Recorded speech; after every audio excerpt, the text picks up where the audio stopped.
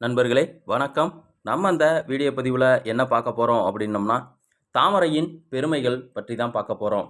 இருதய கமலம் என்று கேள்விப்பட்டு இருப்பீர்கள். அதாவது ஆத்ம தாமரை என்று பெயர். ஆத்ம நாராயணனை குறிப்பதாகும். தாமரை ஸ்ரீ மகாலட்சுமியை குறிப்பதாகும்.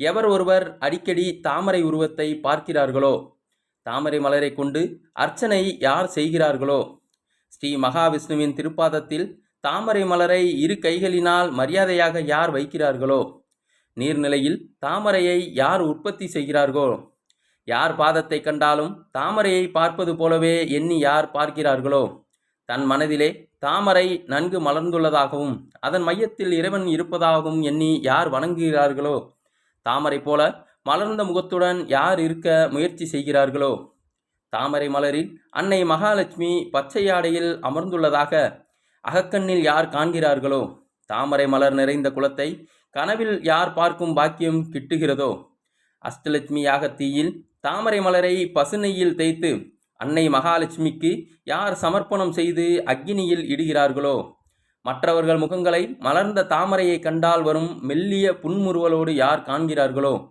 ஆத்ம தாமரை என்னும் மனதை யார் பாரமின்றி வைத்திருக்கிறார்களோ, அவர்களுக்கு பரிபூரண ஸ்ரீ லக்ஷ்மி நாராயணர் அருள் கிட்டி வாழ்வில் வசந்தமாகவே இருப்பார்கள். எப்பிரச்சனையும் விலகிவிடும் செல்வமும் சந்தோஷமும் கடாச்சரமும் சுபிக்ஷமும் யாவும் நிறையும் பரிபூரண மன திருப்தியுடன் மரியாதை மிக்க மகத்துவமான வாழ்க்கை அமையும். நல்லவைதானே நடக்கும்.